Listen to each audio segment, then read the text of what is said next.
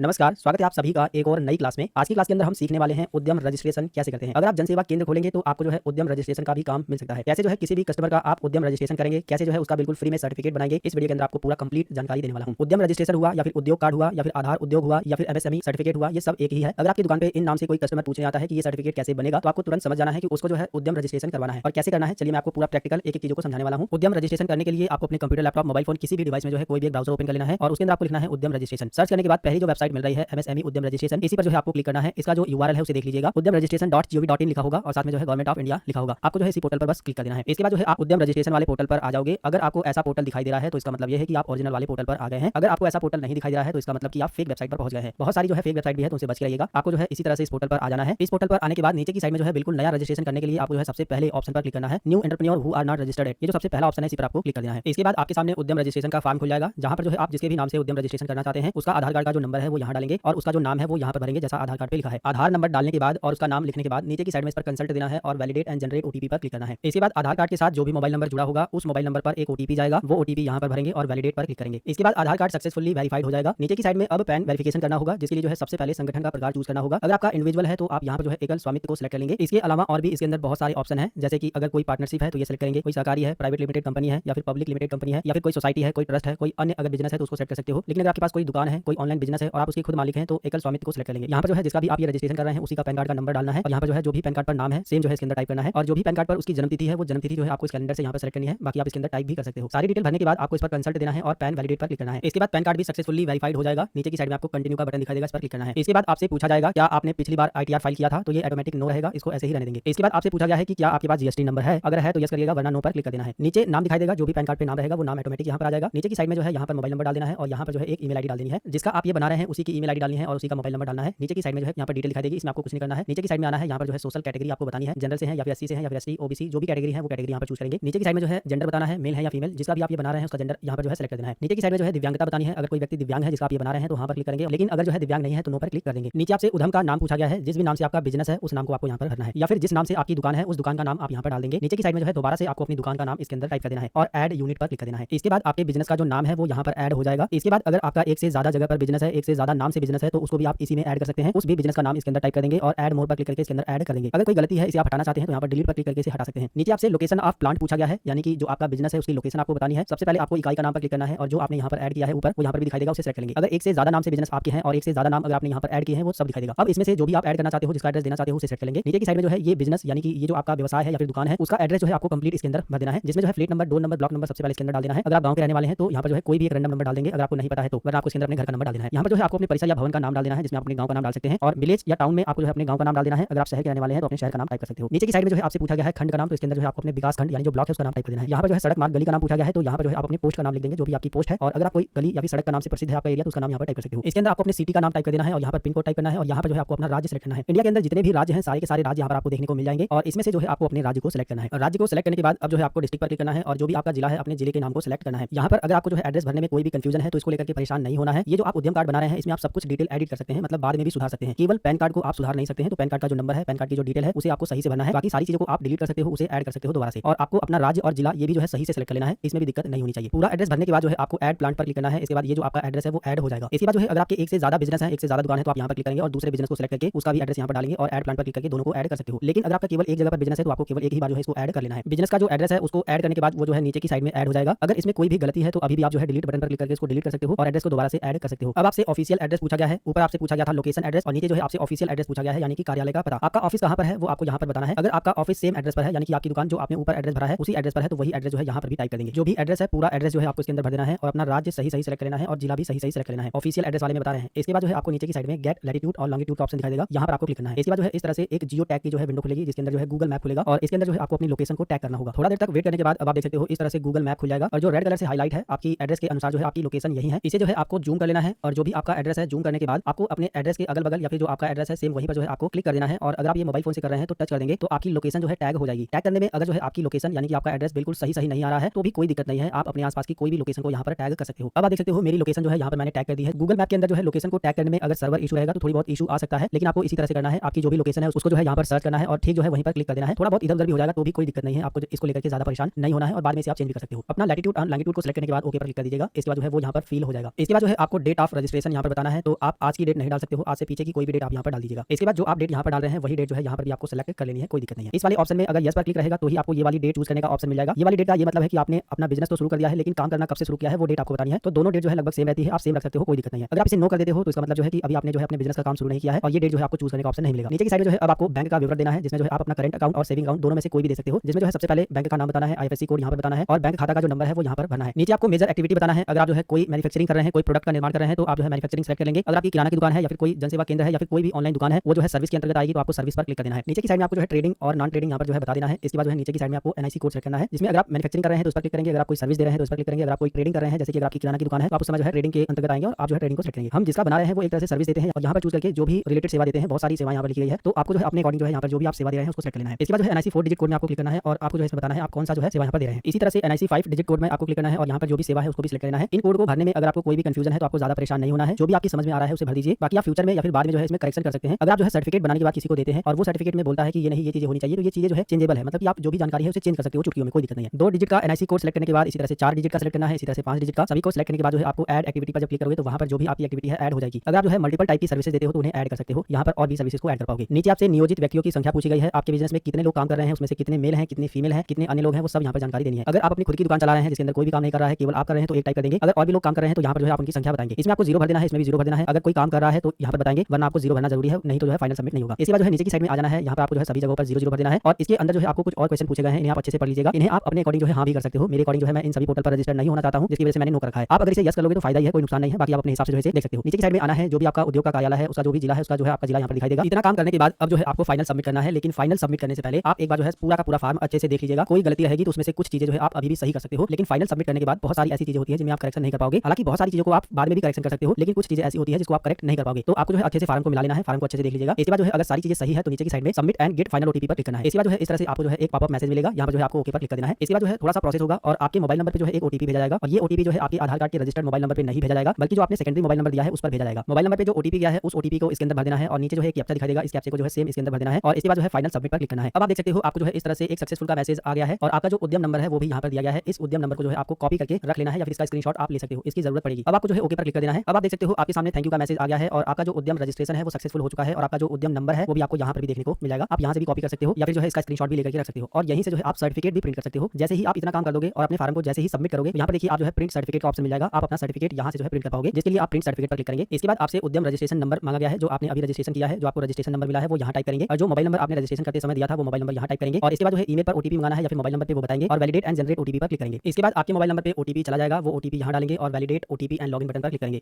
अब आप देख सकते हो आपका जो लॉगिन पोर्टल है वो खुल चुका है, आपकी सारी डिटेल जो है इसके अंदर देखने को मिल जाएगी और अब जो है आप अपने सर्टिफिकेट को यहाँ से प्रिंट भी कर सकते हो। प्रिंट सर्टिफिकेट पर क्लिक करेंगे। अब आप देख सकते हो आपका जो सर्टिफिकेट है वो बनकर के तैयार है, आपका जो बिजनेस है उसके नाम से आपका सर्टिफिकेट बनकर के तैयार हो चुका है। आपके सर्टिफिकेट में जो भी डिटेल डाली थी आपने वो सारी डिटेल जो है देखने को मिलेगी। अब आपको क्या काम करना है, ऊपर जो प्रिंट लिखा हुआ है इस पर क्लिक करिए और इसे जो है आप पीडीएफ में भी सेव कर सकते हो या फिर जो है प्रिंटर से प्रिंट भी कर सकते हो। एक और बात, आप यहाँ से सर्टिफिकेट को तो प्रिंट कर ही सकते हो, साथ ही साथ जो है इस सर्टिफिकेट में या फिर कहें आपके उद्यम रजिस्ट्रेशन में जो भी डिटेल आपने डाली है अगर उसमें कोई करेक्शन करना है तो एडिट डिटेल पर क्लिक करके उसको सही भी कर सकते हो। तो इस तरह से आप अपना खुद का या फिर किसी भी कस्टमर का उद्यम रजिस्ट्रेशन कर सकते हैं और तुरंत जो है सर्टिफिकेट भी मिल जाता है। अगर आपने किसी कस्टमर का बनाया है तो उसको सर्टिफिकेट प्रिंट करके भी दे सकते हैं।